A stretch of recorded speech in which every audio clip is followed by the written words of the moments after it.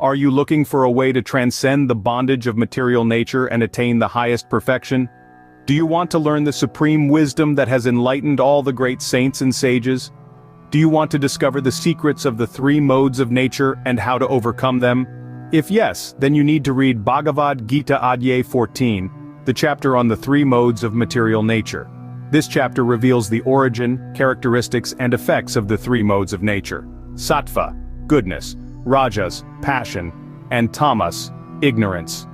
It also explains how to rise above the influence of these modes and attain the state of pure transcendence, where one becomes free from birth, death, and suffering. To begin with, the 14th chapter of the Bhagavad Gita is part of the second section of the epic Mahabharata, which narrates the events and conversations that took place before the onset of the Kurukshetra war. The war was fought between two groups of cousins, the Pandavas and the Kauravas, over the throne of Hastinapura. Arjuna, the third of the 5 Pandava brothers, was the most skilled and virtuous warrior on the Pandava side. However, he was overcome by doubt and grief when he saw his relatives, friends, and teachers on the opposite side, and refused to fight. Lord Krishna, who was his charioteer and friend, then revealed his divine form and gave him a comprehensive spiritual instruction, known as the Bhagavad Gita, to dispel his confusion and inspire him to perform his duty. Firstly, the 14th chapter is the second of the 6 chapters that deal with the topic of knowledge, jnana.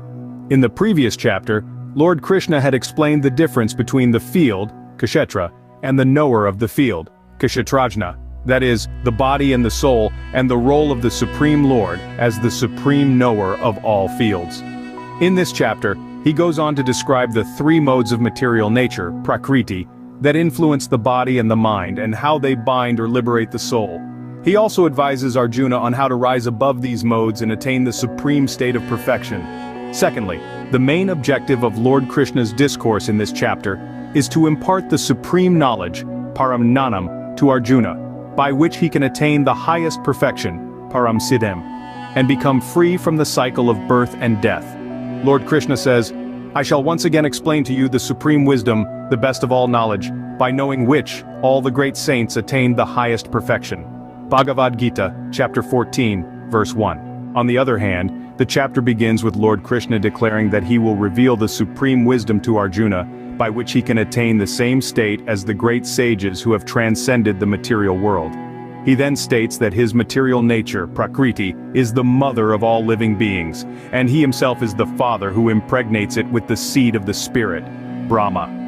From this combination of matter and spirit, all varieties of creatures are born. He says, "My material nature is the womb of all living beings, O son of Kunti, and I am the seed-giving father.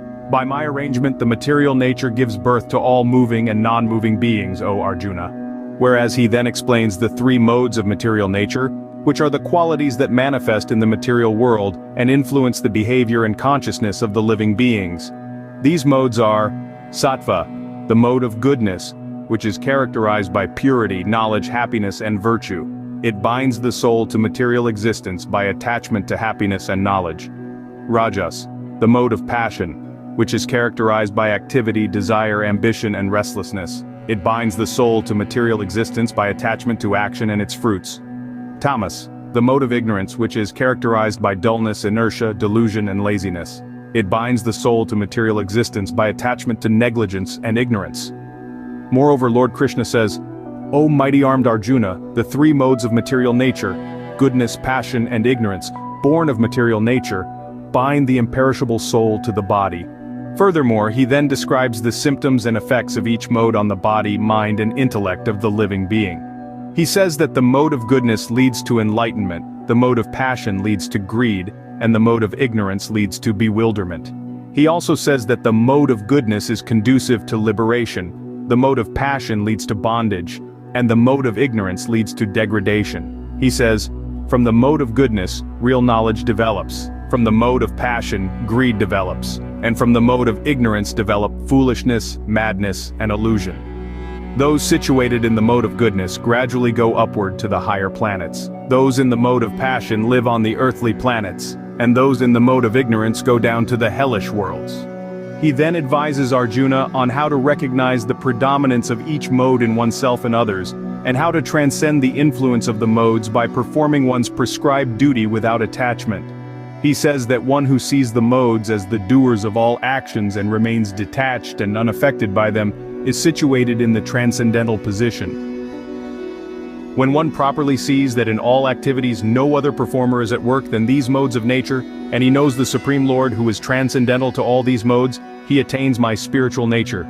He further states that one who transcends the modes attains the supreme state of liberation, and does not take birth again in the material world, even at the time of creation or dissolution. When the embodied being is able to transcend these three modes associated with the material body, he can become free from birth, death, old age, and their distresses, and can enjoy nectar even in this life.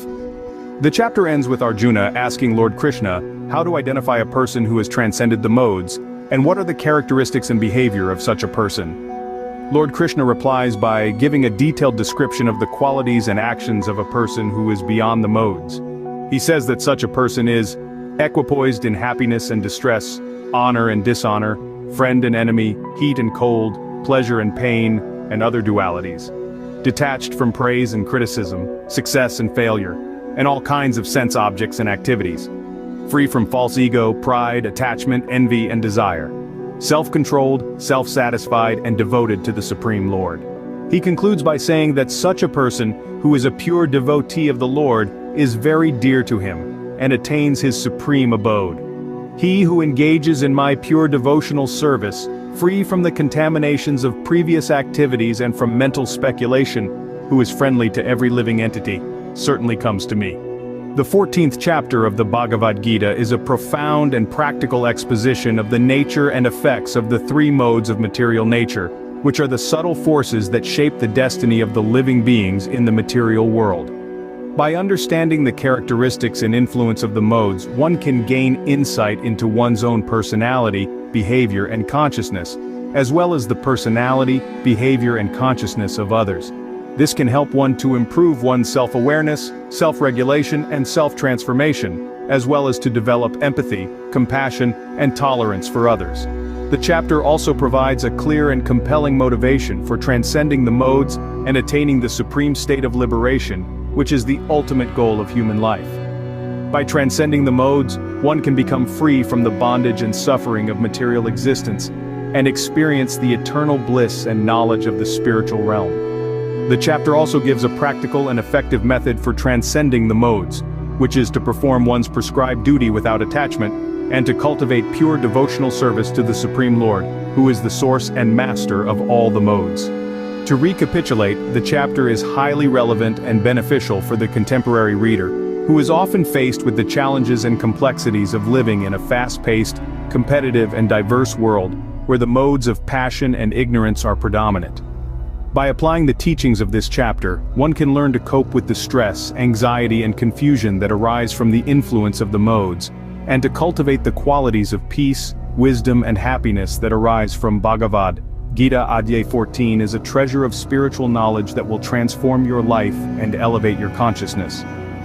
By reading and understanding this chapter, you will be able to realize your true identity as an eternal soul, part of the Supreme Lord, and achieve the ultimate goal of life: liberation and love of God. Thank you for watching. Follow for more Top 10 Creator Zone.